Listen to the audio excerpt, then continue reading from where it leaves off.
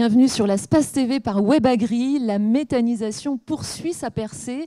1065 méthaniseurs en activité en France selon les derniers chiffres de France Agrimaire et 850 projets en attente de validation. Il faut rappeler qu'en 2011, il n'existait qu'un seul site en injection. La filière du gaz vert a le vent en poupe. Mais est-ce suffisant pour atteindre la fameuse souveraineté énergétique plus que jamais visée depuis la guerre en Ukraine? Et qu'en est-il pour les agriculteurs qui sont derrière 80% des projets? Quel intérêt pour eux d'intégrer cette énergie on parle de diversification sur leur exploitation? La réglementation bouge, les prix changent. L'objectif, lui, reste le même. La France projette un mix de gaz 100% renouvelable dans ses réseaux d'ici à 2050. Alors, les intérêts de la méthanisation pour le pays et pour les agriculteurs qui produisent le gaz vert, on en parle avec vous, messieurs. Nous recevons sur le plateau aujourd'hui Xavier Passemard. Vous êtes directeur biométhane chez GRDF. Bonjour. Bonjour. Et monsieur Pascal Garçon, vous êtes responsable développement gaz vert chez GRDF pour les régions Bretagne, Pays de la Loire et Centre-Val de Loire. Bonjour. Alors, on débute tout de suite avec vous, monsieur Xavier Passemard. Peut-on réellement parler de boom de la filière de la méthanisation? Vous avez cité un certain nombre de chiffres qui illustrent ce boom et cette dynamique. Ce qui est certain, c'est quand on regarde de cette filière, elle date d'un peu plus de 10 ans en termes de biogaz et de biométhane injectés dans les réseaux. Et on constate depuis à peu près 5 ans un taux de croissance de l'ordre de 60% par an. Donc une activité qui développe un taux de croissance de 60% depuis 5 ans de façon continue, ça montre bien le dynamisme. Mais vous avez cité aussi les chiffres des projets. Et si on s'en réfère aux projets qui vont injecter dans le réseau du gaz vert, on a 1 millier de projets qui attendent au regard des un peu plus de 450 projets qui injectent déjà dans les réseaux. Donc vous voyez bien qu'il y a un potentiel et un développement qui est considérable aujourd'hui autour des gaz injectés. Mais est-ce que ça va suffire? Parce que diminuer notre dépendance aux approvisionnements extérieurs, c'est plus seulement un objectif, mais une urgence. Donc est-ce que ça va suffire, monsieur Passemard, cette croissance du gaz renouvelable pour prendre le relais du gaz russe? Alors, quelques chiffres encore. Le gaz russe, on considère, alors c'est toujours un peu compliqué parce que ça dépend des périodes de référence, mais on considère que ça représente un peu moins de 20% du mix gazier français. Même si dans la réalité, comme vous avez pu le voir, les acteurs ont déjà réagi et la proportion de gaz russe qui est utilisée a considérablement déjà baissé. Cela étant, 20% de gaz renouvelable, russe qui est importé, ça correspond très exactement, alors c'est le hasard, mais aux objectifs que s'est fixé la filière en termes de développement des gaz renouvelables à l'horizon 2030. C'est-à-dire que si la filière réussit à atteindre ses objectifs de monter en puissance sur les gaz renouvelables et donc d'atteindre ces 20%, on sera en mesure de remplacer totalement le gaz russe. Et donc ça pourrait se faire avant 2030 alors? Alors, les projets, comme vous le savez, on pourra en parler, les projets se conçoivent et se réalisent en un certain temps. Suivant la nature des projets, il faut entre 2 et 5 ans. Donc, pour la mécanique est lancée, on l'a vu avec un certain nombre de chiffres qu'on a cités, mais pour pouvoir continuer à progresser, il faut laisser le temps au projet, on y reviendra certainement sur l'acceptabilité de ces projets, il faut laisser un peu de temps, mais l'horizon 2030 est déjà un horizon c'est presque demain, 2030. En effet. Alors cette croissance, Pascal Garçon, est-ce qu'elle se vérifie sur tout le territoire français? Oui, globalement oui, notamment sur les régions qui ont un ancrage très fort avec l'élevage, et puis sur les régions de culture et de grande culture. Donc c'est quand même une grande partie du territoire français qui est très concerné, qui se sent concerné par le sujet. Mais au fond, qu'est-ce qui va faciliter finalement ces implantations sur un territoire? Quels sont les facteurs qui vont faciliter, oui, l'arrivée de la méthanisation? Alors les facteurs qui facilitent déjà, je pense que dans le moment qu'on vit de crainte de pénurie d'énergie, ce qui est très positif, c'est la prise de conscience déjà qu'une énergie disponible sans y penser et à coût faible, tout ça, ce temps-là est pour le moment révolu. Donc cette prise de conscience fait partie, je pense, des aspects qui vont faciliter la mise en place d'unités qui produisent localement à partir de déchets et à des coûts maîtrisés, encadrés par l'État. Alors on le verra tout à l'heure, mais il y a aussi une question d'acceptabilité sociale, on en reparlera. Mais qu'est-ce qui va faire que dans un territoire, quand même, on va parvenir à mieux installer certaines unités? C'est aussi un collectif, des agriculteurs qui connaissent finalement la méthanisation et donc qui emballent les autres, on va dire. Alors des fois ça se passe comme ça, effectivement. Il y a sur nos territoires, notamment dans le Grand Ouest et puis sur une grande partie des régions françaises, il y a quelques années, il y a quelques pionniers qui s'y sont mis. Et puis tout ça c'est connu et puis ça fait un phénomène de tache d'huile positif, en preuve par l'exemple, et qui amène des régions vraiment à tirer pleinement parti du développement de la méthanisation. Alors moi j'aimerais faire un pas de côté là avec vous, Monsieur Passemard. GRDF, on a besoin de comprendre quel est son rôle justement dans ces projets de méthanisation. À quel moment fait-on appel à vous? Alors je vais me mettre à la place d'un agriculteur. Un agriculteur, qu'est-ce qu'il a d'abord? Il a souvent une biomasse disponible. Biomasse disponible, ce sont des effluents d'élevage, ce sont des résidus de paille, c'est la possibilité de cultiver en interculture de la biomasse. Et donc, c'est un véritable potentiel. C'est un potentiel qui peut se transformer en gaz. Donc, la première chose, c'est qu'il faut qu'il ait ce potentiel. Et donc, suivant la taille de son exploitation, suivant sa capacité à travailler avec ses collègues et ses voisins, il va pouvoir proposer en se disant tiens, j'ai de la biomasse, je peux la réunir avec celle de mes voisins, et avec ça, on va pouvoir produire tant de gaz renouvelable. Donc ça, c'est la première chose. Après, il lui faut un foncier. Mais alors le foncier, c'est en général, sur les terres agricoles, c'est pas très compliqué. On arrive toujours à trouver des fonciers disponibles. Alors, on le verra sur les questions d'acceptabilité, ça pose quand même des questions d'accès, mais en général, de façon plus globale, ce n'est pas le principal handicap pour le monde agricole en tout cas. Et puis après, c'est là où on intervient encore plus, oui. Auprès de l'agriculteur. L'agriculteur se pose la question, mais à combien de kilomètres je suis du réseau de gaz? Puisque l'idée sur le biométhane injecté, c'est de pouvoir raccorder son installation, sa future installation, au réseau de gaz. Et donc, il va venir nous interroger et il va nous poser la question à combien de kilomètres je suis du réseau de gaz, parce qu'il faut savoir qu'en France, quand on se lance dans la méthanisation, le porteur de projet va payer une partie de ce coût de raccordement.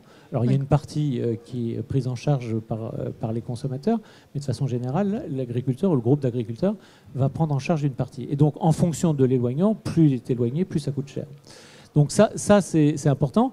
Et il y a un dernier facteur qui est très important et qui a un principe de base dans nos réseaux de gaz, c'est qu'en général, dans nos réseaux, on ne peut injecter du gaz dans les réseaux qu'à hauteur de ce que l'on consomme sur ce même réseau.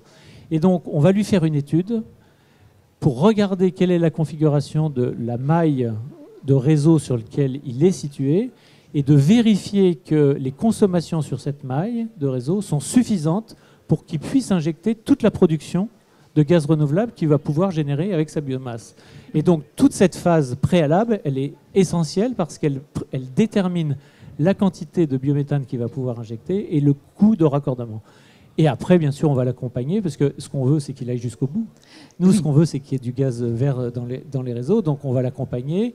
On va lui faciliter la tâche pour éventuellement le mettre en relation avec les bonnes personnes. Et surtout, à la fin, on va faire en sorte de mettre en service un poste d'injection qui va faire, c'est la petite brique technologique qui fait le lien entre son unité et notre réseau. Alors, deux questions. L'éloignement, est-ce qu'il y a une distance limite? Il n'y a pas de distance limite. Il y a souvent un coût économique qui est absorbable au regard de la taille de son installation. Mais si vous voulez, en moyenne en France aujourd'hui, on est sur des installations qui sont à peu près à 3-4 km du réseau en moyenne. La plupart du temps, et tout dépend de la configuration géographique, mais une opération jusqu'à 10 km, ça se fait, ça se pratique et ça se développe. Et donc c'est quelque chose qui est important à savoir, c'est on n'a pas besoin d'être à 3 mètres du réseau pour pouvoir injecter demain. Donc, voilà. Oui. Et alors, par rapport à ce que vous dites, justement, ça signifie que c'est dès le départ qu'il faut venir vous voir. Il ne faut pas attendre de se poser la question à la fin. C'est comme toujours, c'est essentiel pour la faisabilité de son projet. La quantité de biométhane qu'il va pouvoir injecter est déterminante pour la viabilité économique de son projet. Donc, plus il sera au courant tôt du potentiel qu'il va pouvoir injecter, plus en réalité il va connaître son chiffre d'affaires futur et plus ça va lui faciliter la tâche. Alors, je le dis parce que souvent, un agriculteur va se dire au départ, c'est trop petit. C'est pas rentable. Et en fait, souvent, ce qui se passe, c'est que l'agriculteur, fort de ce premier constat, va se dire, à ce moment-là, je vais aller voir mes voisins et on va se regrouper. Et on va faire une opération à plusieurs. Et à ce moment-là, ça rend possible une opération qui, au départ, ne pouvait pas se faire seule et qui va pouvoir se faire en groupe. Oui, alors donc ça signifie, on va rester avec vous, Xavier Passemard, ça signifie que GRDF connaît le monde agricole. Vous bossez déjà avec les chambres d'agriculture, mais aussi l'Association des méthaniseurs de France. C'est un sujet que vous connaissez bien, c'est ça? On a besoin d'être rassuré, oui, dites-le nous. Si vous voulez, et vous l'avez dit dans vos chiffres, 80% de la méthanisation est agricole. Ça veut dire que les porteurs de projets sont des agriculteurs. Contrairement à ce qu'on peut imaginer, par exemple sur l'éolien ou photovoltaïque, les profils des gens qui développent les opérations sont des développeurs. Là, on est sur des acteurs du monde agricole, des agriculteurs. Et donc, nous ne sommes pas agriculteurs, nous sommes des distributeurs, nous sommes du monde de l'énergie. Et si vous voulez, pour travailler dans confiance, pour accompagner des agriculteurs, il faut arriver à communiquer correctement. Et pour communiquer correctement, il faut apprendre à se connaître. Et apprendre à se connaître, c'est passer des partenariats avec les chambres d'agriculture, se faire accompagner par les chambres d'agriculture, c'est faire des travaux de recherche et développement en s'appuyant sur des instituts comme l'INRAE, qui est issu des acteurs du monde agricole, pour comprendre, je dirais, la problématique des acteurs du monde agricole et surtout répondre aux questions des acteurs du monde agricole. Et ça, c'est un chemin. On ne s'improvise pas tout d'un coup en capacité de dialoguer et de communiquer correctement avec les acteurs du monde agricole. Ça s'est fait, ça se fait au cours des années et on essaye de progresser. Et je pense qu'en moyenne, je le dis pour les agriculteurs qui nous écoutent, en général, ils sont plutôt satisfaits de la qualité de relation que peuvent avoir les agriculteurs avec tous les représentants de GRDF, et notamment en région. Et d'ailleurs, ceux qui sont présents sur le SPACE peuvent aller le vérifier, puisque vous avez un stand sur le SPACE. Alors, on l'a vu, Xavier Passemard, je reste avec vous, les voyants sont au vert en matière de débouchés, mais est-ce que c'est le bon moment, là, actuellement, pour se lancer dans la méthanisation ? La question se pose toujours, de savoir est-ce que c'est le bon moment. On est dans une période très très particulière. Ouais. Je vais y revenir. Ce qui est certain, c'est qu'il y a plusieurs bonnes nouvelles qui devraient inciter les agriculteurs à se poser la question. Donc la première chose, c'est un décret qui va sortir prochainement qui se réfère, alors je ne veux pas rentrer dans des choses trop techniques, mais qui permet de mieux tenir compte de l'inflation dans les tarifs d'achat. Vous savez qu'aujourd'hui, la filière est pilotée par des tarifs d'achat pour, garantir une sorte de rémunération à l'agriculteur pour qu'il puisse se lancer et investir plusieurs millions dans ce genre d'opération. Et on a vécu quasiment depuis 1985 sans inflation. Et aujourd'hui, on redécouvre l'inflation à des niveaux qui sont inimaginables il y a encore quelques années. Et donc, il faut qu'on réinvente des mécanismes qui permettent d'inflater tous les repères économiques qu'on a. Donc il y a un décret qui va sortir qui va le permettre. Donc effet immédiat, ça va revitaliser le tarif d'achat. Le tarif d'achat qui est aujourd'hui en vigueur depuis novembre 2021. Donc ça, c'est un effet important. Deuxième élément très important, et alors là c'est encore un peu plus technique, mais c'est important de le dire quand même. Bon, un des principaux enjeux du développement de la filière, c'est de pouvoir garantir aux agriculteurs, aux groupes d'agriculteurs, un financement et en tout cas un tarif qui va permettre de rémunérer leur biométhane. Or, il y a un nouveau mécanisme qui a été mis en place suite à la loi climat et résilience, qui est ce qu'on appelle les certificats de production de biogaz. Je ne rentre pas dans les détails, simplement, on va obliger les fournisseurs de gaz à faire en sorte de soutenir le développement de la méthanisation dans les années à venir. C'est-à-dire que par rapport à ce qu'ils fournissent aux consommateurs, ils auront un certain pourcentage de cette fourniture qui devra être, j'irais, baqué, ou en tout cas qui devra avoir fait l'objet d'une fourniture de gaz vert équivalente au pourcentage sur lequel ils sont obligés. Et ça, c'est très important parce que, en fait, ça va être un puissant moteur pour le développement de la filière. Moi, je serais agriculteur aujourd'hui, et même dans le contexte actuel, je me poserai la question de me préparer à ce nouveau mécanisme qui va permettre le développement de nouveaux projets. Après, si on revient au contexte actuel, oui, c'est compliqué. Le coût des matières premières, le coût de l'énergie. Alors, il y a plein de réponses. Il y a des réponses sur la production d'électricité par cogénération, par photovoltaïque. Il y a des systèmes de couverture. Il y a des regroupements possibles d'agriculteurs pour aller négocier des contrats électriques. Mais c'est vrai qu'aujourd'hui, au moment où on se parle, il est normal que les agriculteurs se posent des questions dans un contexte où la visibilité est faible. Plus la visibilité est faible, plus c'est difficile pour un acteur économique de se lancer et d'investir 3, 4, 5, 6 millions. Même si dans tous les cas, il y a des besoins, et ça, on l'a bien vu aussi. Alors, cet investissement très important au départ, Pascal Garçon, on poursuit avec vous. On parle toujours d'un projet, du projet d'une vie pour la méthanisation. Au bout de combien de temps est-ce qu'il va être rentable ? Alors c'est effectivement l'investissement d'une vie pour un agriculteur ou un groupe d'agriculteurs, parce qu'ils ne construisent pas une méta tous les ans, tous les 5 ans. Donc après ce temps de retour, effectivement, ça fait partie des ratios qui sont observés, bien sûr, dès la conception du projet et dès la validation par les conseillers des porteurs de projet. Donc ce qu'on observe généralement, c'est des temps de retour de 8 à 10 ans. Voilà, c'est ce qui semble acceptable pour pouvoir être financé par les banques et autres organismes.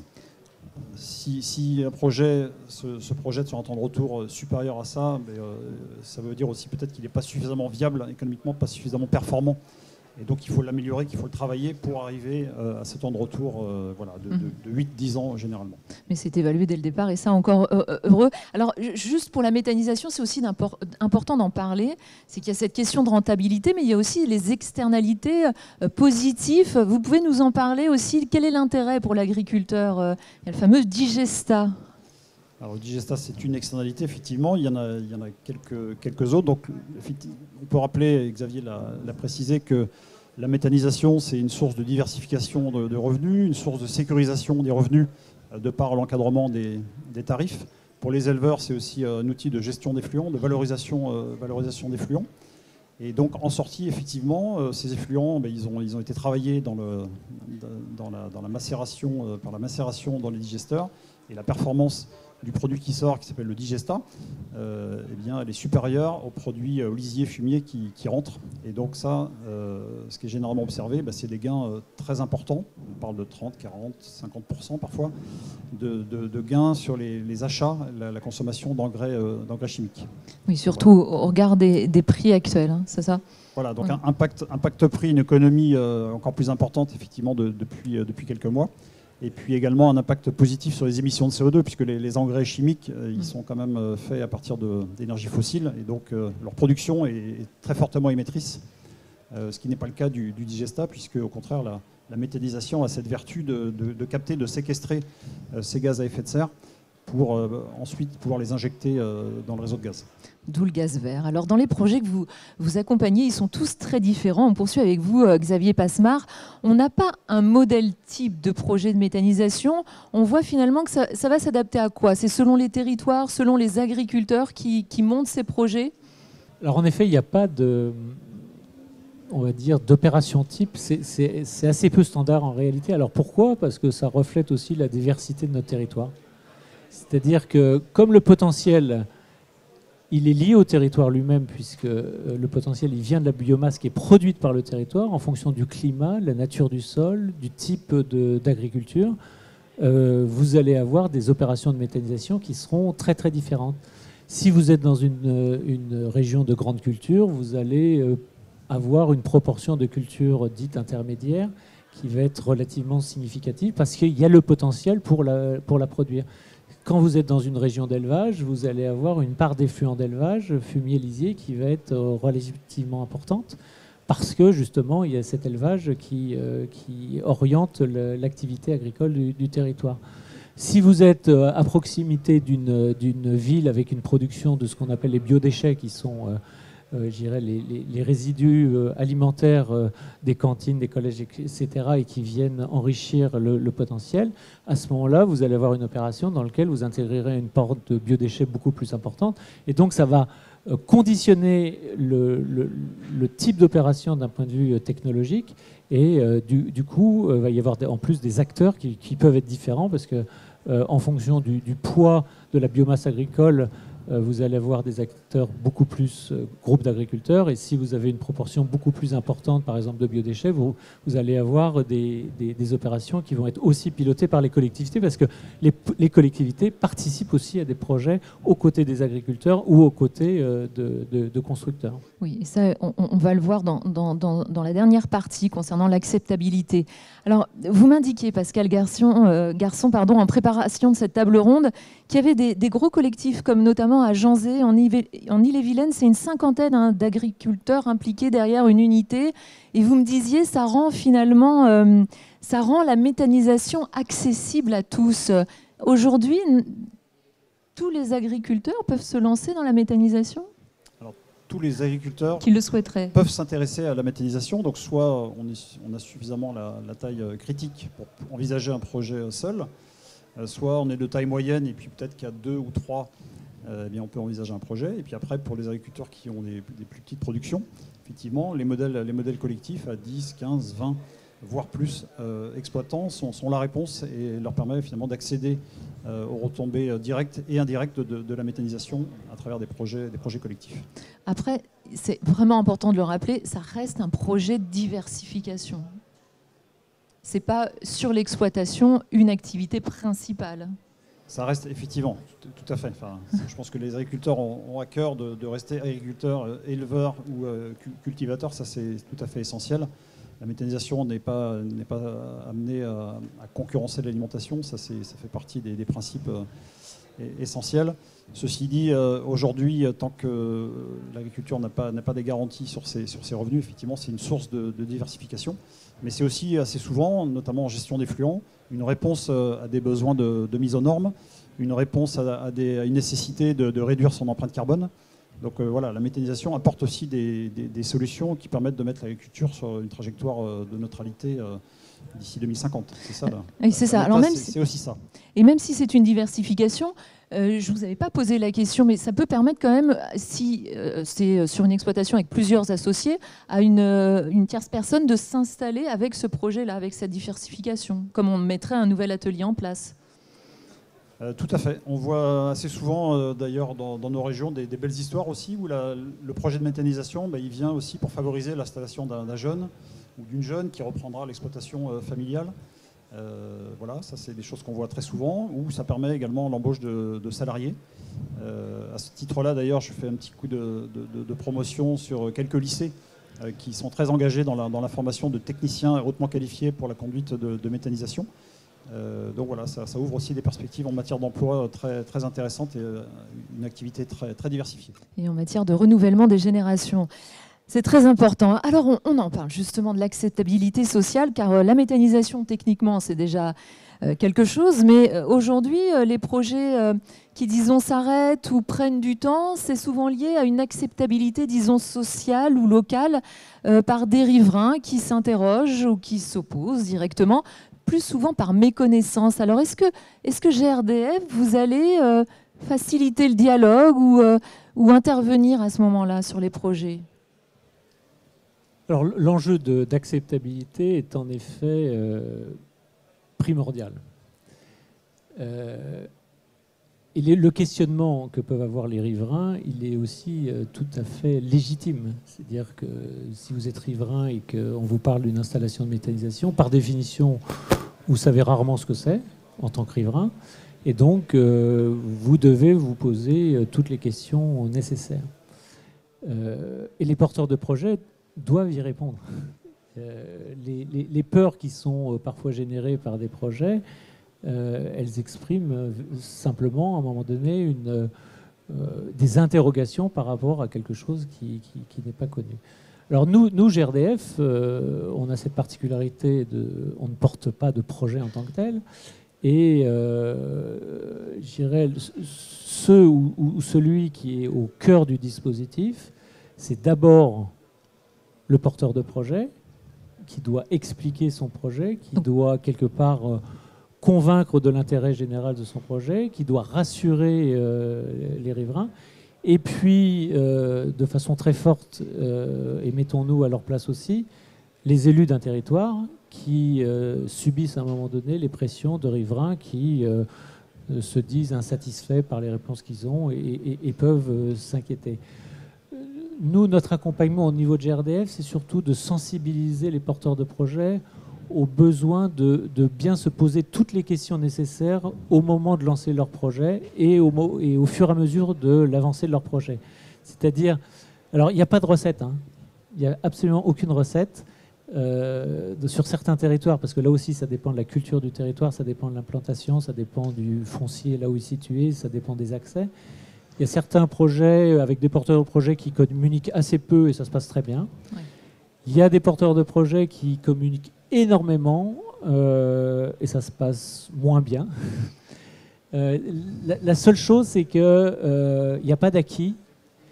Il faut sans cesse, enfin surtout, le plus important, nous, le principal conseil qu'on donne en général, si on peut se permettre de donner un conseil, c'est de bien étudier son environnement territorial au départ et de regarder qui est susceptible d'adhérer à ce projet et qui est susceptible de s'y opposer pour pouvoir prévoir une démarche d'accompagnement et d'acceptabilité qui soit adaptée à chaque contexte, à chaque territoire. Oui, donc c'est préférable, vous m'aviez parlé d'un mot, l'anticipation. Pascal Garçon, parce que je veux insister sur ce point, la mise en place d'un dialogue concerté, anticipé au moment de l'implantation, elle est quand même importante, même si M. Passemard a dit que ça pouvait marcher, parfois même sans dialogue. On se rend compte quand même que la plupart du temps, c'est bien de l'instaurer.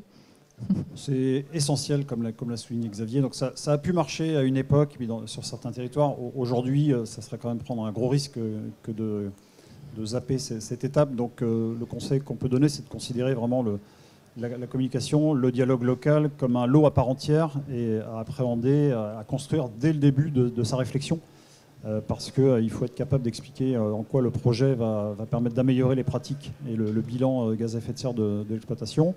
Expliquer aussi ce que le projet peut apporter au territoire. Je pense par exemple à la mobilité au bio-GNV. Hein, il y a des apports concrets.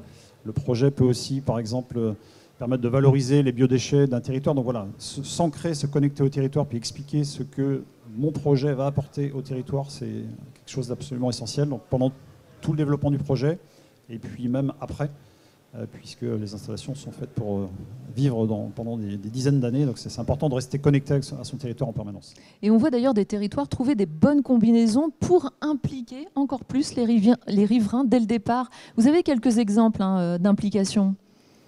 Alors oui, implication, donc communication externe, on en a parlé, c'est important. Et puis effectivement, certains porteurs de projets vont au-delà et permettent, à travers le financement participatif, donc permettent finalement aux riverains, aux habitants de la commune, du canton, voire de l'EPCI, du département, d'accéder en fait au capital ou de prêter de l'argent à l'unité de méta pour ainsi en tirer aussi un petit pécule, un petit bénéfice. Donc voilà, oui. ça permet de renforcer l'ancrage local. Et puis ce qu'on observe, c'est que tous les projets qui font appel à ce genre de solution, en fait, en quelques heures ou quelques jours, ils arrivent à lever les fonds nécessaires pour boucler leur plan de financement. Donc il y a aussi une vraie réponse du public, une vraie appétence du public, et notamment de la part des gens qui ne disent rien, mais qui apprécient grandement ces projets. Oui, au fond, c'est Xavier Passemard, c'est rappeler les intérêts de chacun en fait dans l'histoire. Oui, tout à fait. Alors une dernière question, Xavier Passemard, elle est pour vous. Aujourd'hui, GRDF, c'est 400 unités de méthanisation raccordées à vos réseaux. Est-ce qu'il y a un chiffre limite, jusqu'à combien d'unités vous pouvez encore raccorder sur vos réseaux ? Alors ce qui est certain, c'est que la consommation de gaz en France, aujourd'hui, c'est de l'ordre... Alors c'est un peu compliqué dans le contexte actuel, mais on va partir d'un chiffre de 450 TWh. C'est pour donner un ordre de grandeur. Hein. Ne vous référez pas trop aux unités. On pense qu'à l'horizon 2030, ce chiffre va baisser à 400 TWh. Sobriété, c'est normal, efficacité énergétique. Et à terme, à l'horizon 2050, on pense que ça devrait être aux alentours de 300 TWh en termes de consommation. Nous sommes persuadés, au regard du potentiel des territoires en termes de biomasse, et alors ce n'est pas que la méthanisation, hein, j'y reviendrai très rapidement, le potentiel des gaz renouvelables sur les territoires à partir de ce potentiel existant, donc sous les pieds, hein, c'est vraiment sous les pieds, représente l'équivalent de la consommation, ou en tout cas de ce que pourra être la consommation à l'horizon 2050. Donc en fait, pour nous, il n'y a pas de limite, c'est-à-dire que 100% du gaz en 2050 devra être décarboné, et le potentiel, il est tout à fait là. Après, ce n'est pas que la méthanisation. La méthanisation est ce qu'on appellerait le premier étage. Et après, il y a d'autres technologies de production de gaz renouvelable qui se font sur des biomasses un peu différentes, notamment des biomasses un peu plus ligneuses ou voire plus liquides. Il faudrait beaucoup de temps pour en parler. Mais en tout cas, il y a un tiers de ce potentiel qui viendrait de la méthanisation et les 2 autres tiers viendraient d'autres technologies qui vont prospérer au fil de l'eau, qui vont émerger à partir de 2030 et qui vont prendre le relais. Donc, en gros, pas de limite pour la production de 100% de gaz renouvelable en 2050. Merci beaucoup. C'est la fin de cette table ronde sur la méthanisation et ses intérêts, à la fois pour le pays, mais aussi pour les agriculteurs. Et on vous a bien entendu, il y a de la place encore pour de nouveaux projets de méthanisation en France. Merci à nos 2 invités, Xavier Passemard et Pascal Garçon. Merci à toute l'équipe de GRDF pour ces précieux éclairages tout au long de la préparation de cette table ronde. Merci enfin à vous tous qui avez suivi cet échange sur la Space TV par WebAgri.